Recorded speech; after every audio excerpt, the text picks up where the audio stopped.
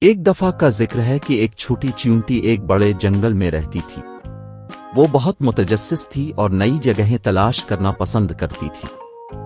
ایک دن اس نے گھر سے باہر جانے کا فیصلہ کیا۔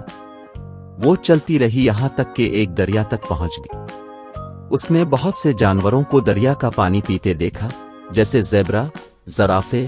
اس نے لمبے تنے اور بڑے کانوں والا ایک بہت بڑا جانور بھی دیکھا۔ یہ ایک ہاتھی تھا۔ چیونٹی ہاتھی کی جسامت اور طاقت دیکھ کر حیران رہ گئی۔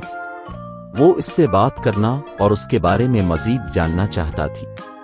وہ ایک پتے پر چڑھی اور ہاتھی تک پہنچنے کی امید میں دریا پر تیرنے لگی۔ ہاتھی نے پتے پر چیونٹی کو دیکھا اور مسکرا دیا۔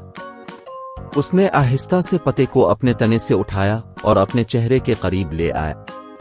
ہیلو چھوٹی دوست، ہاتھی نے کہا۔ تم کون ہو اور کہاں جا رہی ہو؟ ہیلو بڑے دوست، چیونٹی نے کہا۔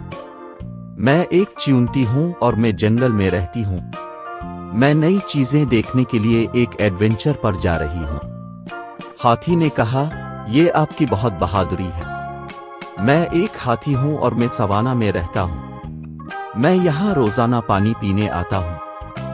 چیونٹی اور ہاتھی گپ شپ کرنے لگے اور دوست بن گئے۔ انہوں نے ایک دوسرے سے اپنے اختلافات کے بارے میں سوالات بھی کیے۔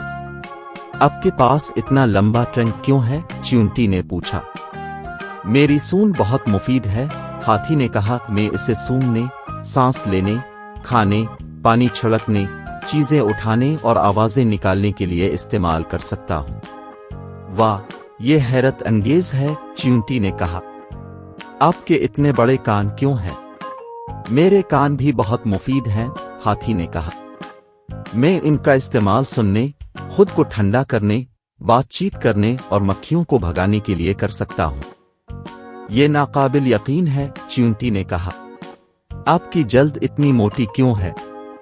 میری جلد بھی بہت مفید ہے، ہاتھی نے کہا۔ میں اسے دھوپ، کیڑوں اور چوٹوں سے بچانے کے لیے استعمال کر سکتا ہوں۔ یہ بہت اچھا ہے، چیونٹی نے کہا۔ پھر ہاتھی نے چیونٹی سے کچھ سوال پوچھے۔ تم اتنی چھوٹی کیوں ہو؟ ہاتھی نے پوچھا۔ میرا سائز بہت مفید ہے، چیونٹی نے کہا۔ میں اسے تیزی سے حرکت کرنے، شکاریوں سے اور چھوٹی جگہوں پر چھپنے کے لیے استعمال کر سکتی ہوں۔ واہ، یہ حیرت انگیز ہے، ہاتھی نے کہا۔ تمہارے جبڑے اتنے مضبوط کیوں ہیں؟ میرے جبڑے بھی بہت کارآمد ہیں، چیونٹی نے کہا۔ میں انہیں کاٹنے، چبانے، کھودنے اور بنانے کے لیے استعمال کر سکتی ہوں۔ یہ ناقابل یقین ہے، ہاتھی نے کہا۔ آپ کے پاس اتنا لمبا اینٹینا کیوں ہے؟ میرا اینٹینا بھی بہت مفید ہے، چیونٹی نے کہا۔ میں انہیں سونگنے، چکھنے، چھونے اور بات چیت کرنے کے لیے استعمال کر سکتا ہوں۔ یہ بہت اچھا ہے، ہاتھی نے کہا۔ چیونٹی اور ہاتھی نے محسوس کیا کہ اختلافات کے باوجود ان میں بہت کچھ مشترک ہے۔ ان دونوں میں مفید خصوصیات تھیں جنہوں نے انہیں اپنے ماحول میں زندہ رہنے اور پھلنے پھولنے میں مدد کی۔ وہ سب سے اچھے دوست بن گئے اور خوشی خوشی زندگی گزارنے لگے۔ اس کہانی کا اخلاق یہ ہے کہ ہم کسی سے بھی دوست بن سکتے ہیں، چاہے وہ ہم سے کتنا ہی مختلف کیوں نہ ہو۔